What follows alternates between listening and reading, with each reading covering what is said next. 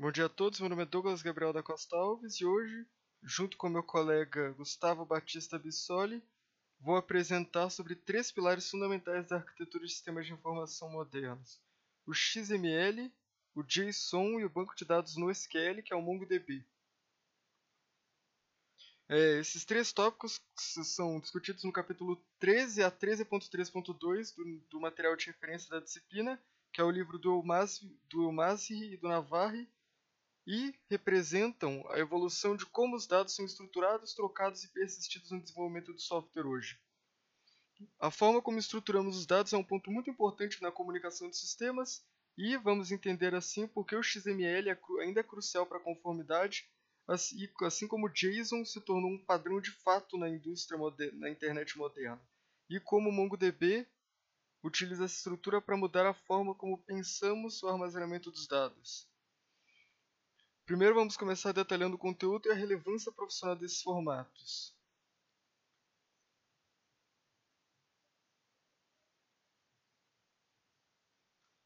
Bem, a importância desses formatos, o XML e o JSON, reside no fato de eles serem fundamentais no intercâmbio de dados de qualquer sistema moderno, seja na integração entre dois backends diferentes ou na comunicação entre o servidor e um aplicativo móvel. Sua relevância profissional se dá no domínio da leitura e manipulação, e a escolha entre esses formatos será algo crucial para qualquer profissional de dados e desenvolvimento, já que a eficiência de uma aplicação, por exemplo, a velocidade e a escalabilidade são diretamente afetadas pela escolha do formato de transmissão. Além disso, alguns fundamentos teóricos cruciais que são discutidos no livro da disciplina é o conceito de dados semi-estruturados que se enquadram perfeitamente no qual o XML e o JSON se enquadram perfeitamente nisso, já que não possuem um esquema rígido como nas tabelas relacionais clássicas, já que a organização é feita em uma estrutura hierárquica, ou seja, no formato de uma árvore. Essa flexibilidade aliada à hierarquia permite que os SGBDs orientados a documentos como o MongoDB se adaptem rapidamente a requisitos de negócio que estão em constante mudança. Continuando. Alguns conceitos principais. Primeiro, sobre o XML, que significa Extensible Markup Language, e é uma linguagem de marcação com foco principal na semântica e no rigor da sua estrutura. É um formato principal em casos em que a validação e a conformidade dos dados são as coisas mais importantes a serem tratadas ao invés do desempenho. Já o JSON, que é a JavaScript Object Notation, é uma notação de objeto leve e esse sim tem um foco na velocidade de transmissão e na simplicidade de parsing. Hoje é o formato dominante para as APIs e a linguagem franca da web moderna, sendo o padrão de fato da internet. Por fim, o MongoDB, que é um SGBD NoSQL orientado a documentos, que utiliza o formato BYSON, que é o JSON binário, para o armazenamento de informações. Ele se destaca pela flexibilidade no esquema, ou seja, o esquemaless, e pelo alto desempenho em consultas que utilizam a notação ponto para dados hierárquicos. Esses três conceitos representam em conjunto o ciclo completo, como o dado é estruturado, o caso do XML e o JSON, e como ele viaja, que é o JSON, e como é a forma de como ele é persistido, que é o MongoDB em combinação com Python.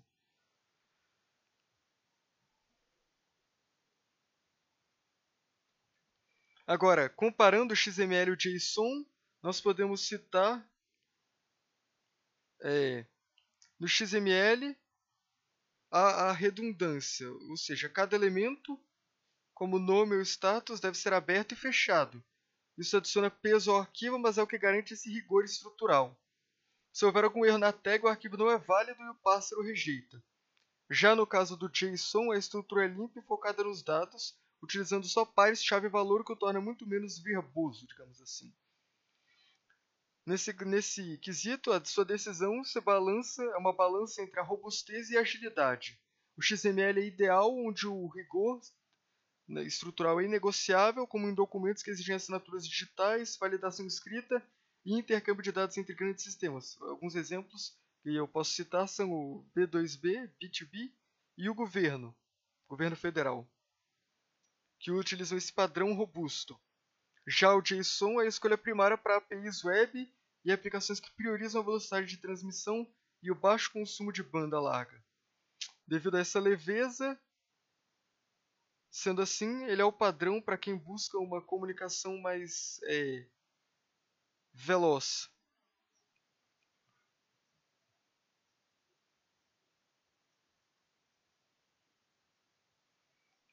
Em sequência, o XML, voltando para destacar o XML. Seu foco principal é descrever, transportar e armazenar os dados, priorizando semântica. A sua grande força reside nessa estrutura, definindo os dados em uma estrutura de árvore aninhada. Essa estrutura é controlada por duas ferramentas essenciais. Primeiro, DTDs, que são tipos de definições dos documentos, que permitem definir as tags permitidas e a ordem que devem aparecer em relação. A ordem que devem aparecer e as relações entre elas. E os esquemas XML, que são a evolução dos DTDs, que oferecem um controle ainda mais estrito sobre os tipos de dados. Nesse caso, os tipos de dados podemos ter dados tipo inteiro, string ou data, e também definem a obrigatoriedade de campos. Essa capacidade de forçar uma estrutura e garantir a conformidade é o que torna o XML indispensável em alguns sistemas. Entre eles, nós podemos citar o Sistema de Nota Fiscal Eletrônica, NFE, que precisa ser um arquivo XML que segue o esquema XML oficial da Receita Federal. Nesse caso, como já foi dito algumas vezes, o rigor é crucial, pois um erro de estrutura anula o documento fiscal. Outro exemplo que pode ser citado é o DocX, que é o Office Open XML, um documento Word moderno, que é na verdade um container zip de arquivos XML complexos. Esses que garantem que a estrutura do documento possa pode ser lida universalmente por qualquer software compatível com o padrão.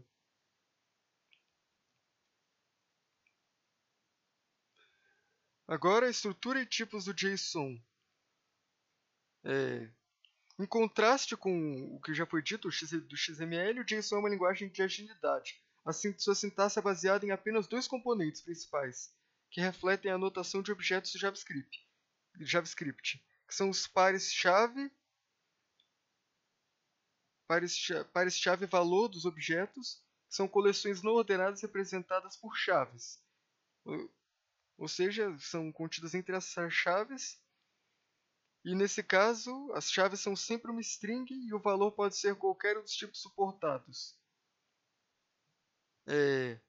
Além disso, as listas ordenadas de valores, arrays, também são coleções ordenadas representadas por colchetes, e são outros tipos de dados aceitos. Falando dos dados suportados, além de strings e números, o JSON suporta valores booleanos, como true ou false, objetos, como já dito, arrays, e o valor nulo, que é o null. Essa simplicidade e alinhamento com as linguagens de programação modernas, especialmente o JavaScript, é o que garante esse desempenho.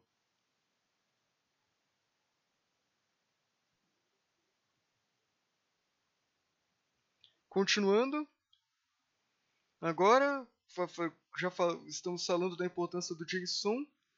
Hoje em dia, o JSON é ainda mais importante no contexto das APIs REST, no desenvolvimento em Ajax, que é assíncrono JavaScript e XML, que agora utiliza majoritariamente o JSON. O ciclo de vida do dado web é definido por duas operações principais, a serialização e a deserialização, que é o processo inverso. A serialização é o recebimento de dados, ou seja, uma requisição GET, que acontece quando o front-end, no navegador, operado no navegador, faz uma requisição GET, e aí o servidor envia a resposta como string JSON, que é texto, apenas texto. Assim, o JavaScript utiliza a função JSON.parse para converter essa string de texto de volta para um objeto JavaScript nativo. Só após esse passo é que podemos acessar o dado facilmente com a anotação de ponto. Por exemplo, resposta.dados.nome do usuário. Esse é o processo de serialização. Agora, o processo inverso, que é o da serialização e o envio de dados, ele funciona através da requisição POST ou PUT. Acontece quando o usuário submete um formulário, aí o front-end possui um objeto JavaScript que representa os novos dados. A função JSON.stringify converte esse objeto nativo em uma string JSON, e essa string é colocada no corpo da requisição e enviada ao servidor. Essa fluidez onde o objeto da aplicação é convertido para JSON de forma quase nativa é o fator-chave que torna o desenvolvimento web moderno tão ágil e eficiente.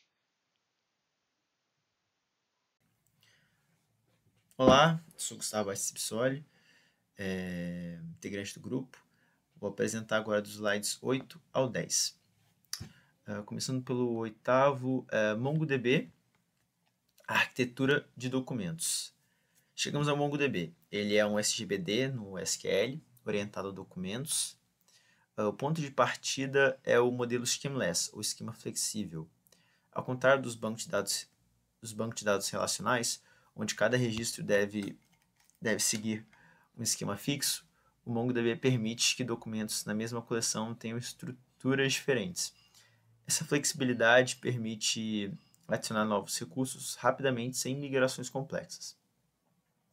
A motivação para o NoSQL em geral está na necessidade de escalabilidade horizontal, modelos mais maleáveis e otimização de desempenho. Trade-offs no MongoDB. Contudo, essa flexibilidade tem trade-offs. Em termos de escalabilidade, o MongoDB usa sharding para distribuição de dados. Em termos de consistência, ele frequentemente adota a consistência eventual em seus conjuntos de réplicas, o que significa que pode haver um pequeno atraso antes que todos os usuários vejam os mesmos dados. Outro ponto é que ele não suporta operações de junção, o join, nativas como o SQL. Embora existam alternativas como o asterisco lookup, elas tendem a ser menos eficientes para relacionamentos complexos.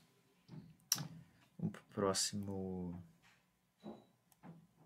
slide.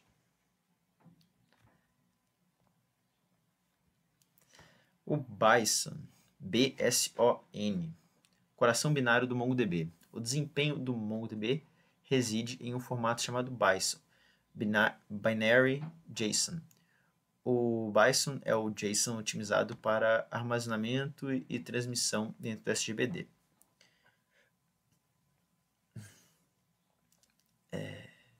Ele não é apenas JSON compactado, mas uma notação binária que é mais rápida de ler e escrever do que o JSON textual, pois evita parsing constante de strings.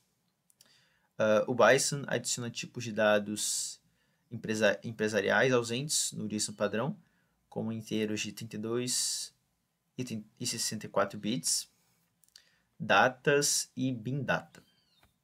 Isso garante maior precisão e fidelidade de dados, algo crucial para um SGBD, especialmente em operações financeiras que exigem precisão além do ponto flutuante do JSON. Vamos para o próximo slide. MQL, consultas e operações CRUD. A manipulação de documentos Bison é feita através do MQL, MongoDB Query Language, que suporta as operações básicas de persistência, CRUD, create, read, update, delete.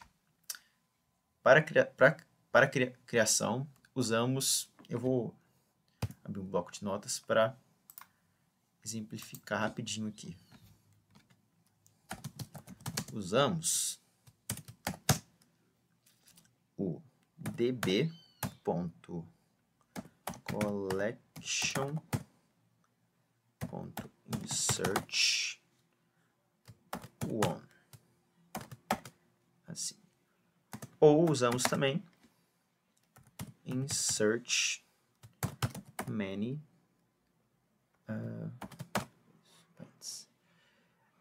essas inserções são atômicas no nível do documento, né? Para leitura, usamos o... Deixa eu exemplificar aqui. Para leitura, usamos o db.collection.find. Meu Deus, como é? .find. Aqui. Né? A força do MQL é a sua capacidade de consultar dados hierárquicos como subdocumentos ou arrays de forma direta. Então, a estrutura de comandos, a MQL possui, né, uma estrutura de comando simples, intuitiva, facilitando a manipulação de dados do MongoDB, e seções...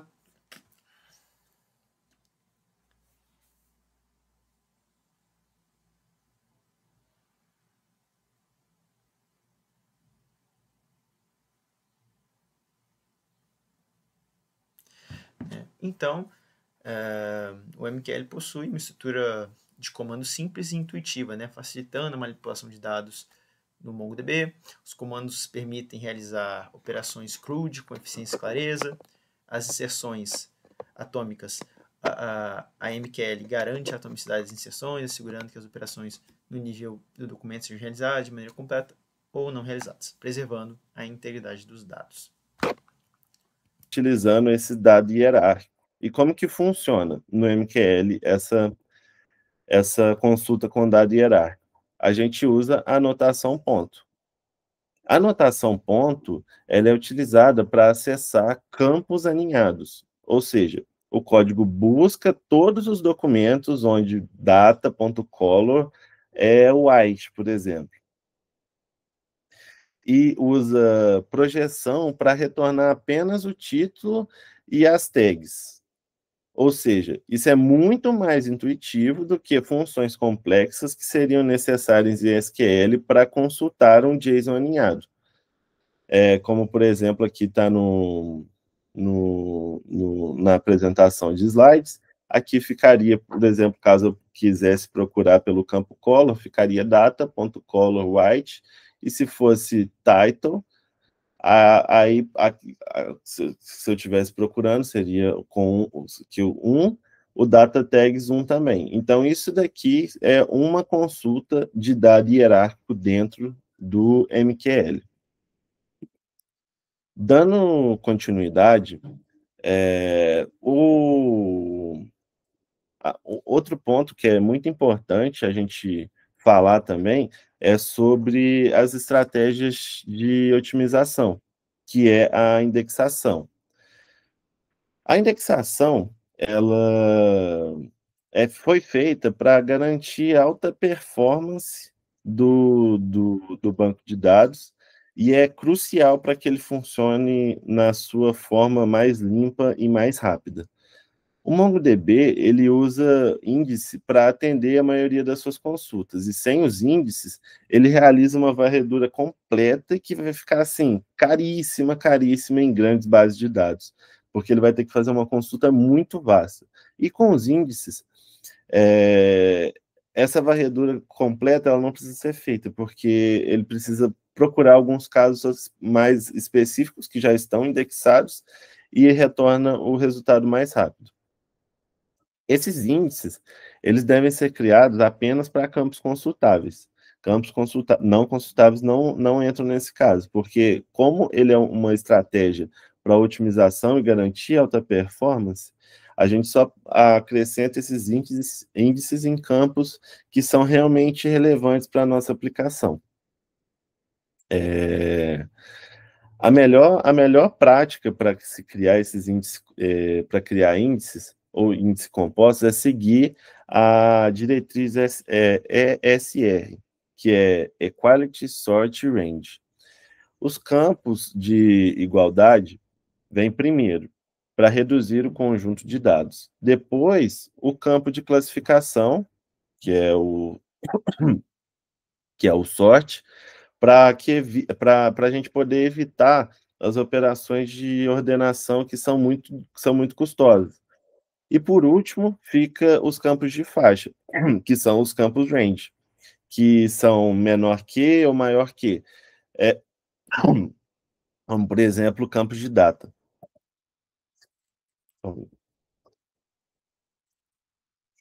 E para finalizar, em resumo, o que gostaria de deixar como mensagem para explicar um pouco, contextualizando tudo, o que foi falado aqui sobre esse tema.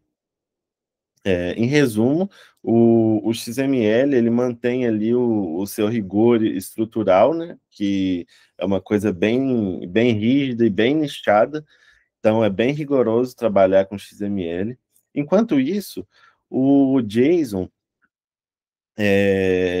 e o Binary JSON, eles impulsionam que as APIs modernas eles têm um alto desempenho por conta da sua alta flexibilidade. Então, hoje em dia, é muito mais benéfico para uma aplicação trabalhar com JSON ou Binary JSON do que trabalhar com XML, porque ele vai ganhar muito em eficiência e rapidez. Além disso, né, o domínio das operações CRUD e das estratégias de indexação ESR, que foram faladas anteriormente, são essenciais para aproveitar essa escalabilidade e flexibilidade que os modelos de documento oferecem. Ou seja, eu só estou tentando frisar um pouco mais quão melhor e eficiente é. É claro que tudo depende de um ponto de vista, mas se for levar em consideração essas APIs modernas que a gente trabalha, é muito mais eficiente a gente usar esses arquivos de dados mais novos do que o XML. Então, com essas estratégias de indexação ESR, com a consulta de dados MQS que foram falados anteriormente, a gente consegue garantir que o nosso sistema seja rápido e eficaz e vai atender todas as especificações que o cliente precisa ou que você mesmo precisa, caso você esteja desenvolvendo uma aplicação para você mesmo. Muito obrigado pela atenção, espero que tenham gostado do tema e que tenham aprendido um pouco conosco. Boa tarde.